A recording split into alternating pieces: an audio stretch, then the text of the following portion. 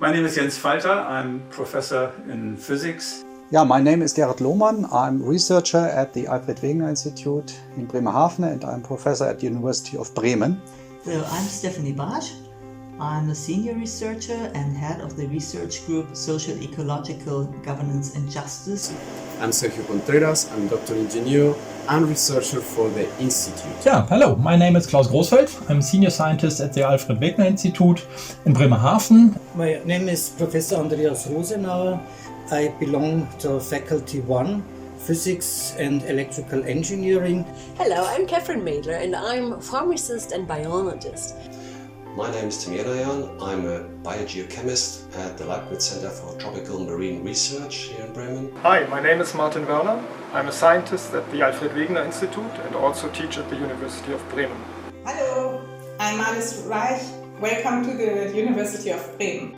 There's various aspects making this course very special. The first thing is it's one of the first courses of University of Bremen taught in English at the bachelor's level.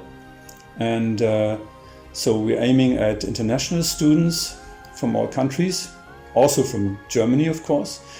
And the second is this course is organized much differently than others. It's very broad in the subjects. So physics are involved, biology and geosciences. So this is already very broad. But also to address the proper questions to make it more sustainable in future. And that's why we need really multidisciplinary teaching and multidisciplinary research.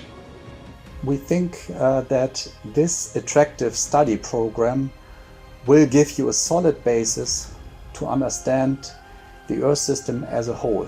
Not only the climate part, but also the impact on biology, the impact of ecosystem, and you will have an overall view afterwards, and then you can specialize more on climate or biology or environmental physics. So you will be well equipped with all the methods which are useful for sustainability issues. For the water cycle, we will look at clouds and precipitation and how this has changed on the Earth over the time. In climate change, we will look at the statics, what are the most important components of the climate system, and how the water cycle might have been influenced in the past, and how it will be influenced in the future.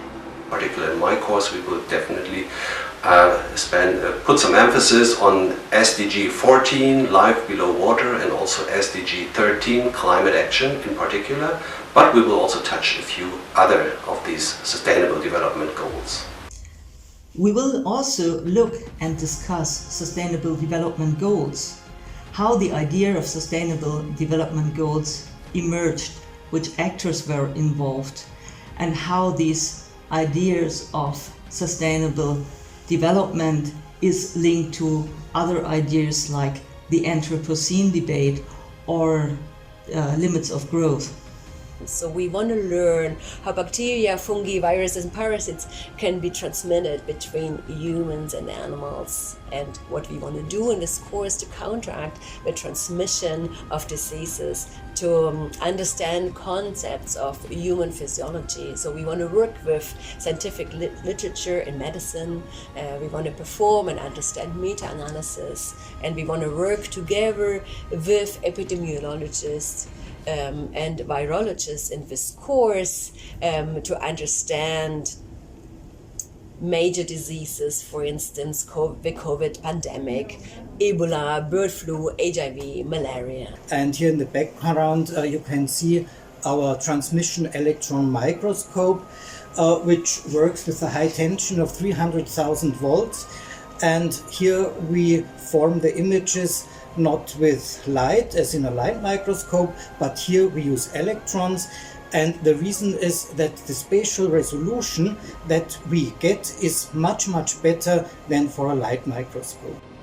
So my teaching will be about microbiology and sustainability, and this is particularly involved in the terrestrial system, because if you can imagine, our soil outside has a lot of microbes. So just a gram of soil has thousands different species, more than 1,000 different species, and more bacterial cells in there than the Earth has human beings. Science, communication, what is important in project management, all these aspects will be developed and discussed, and then we will also give some excursions in a way to authorities, to agencies of climate protection in the city-state of Bremen, and also will visit here's AVI or a scientific museum here in Bremerhaven.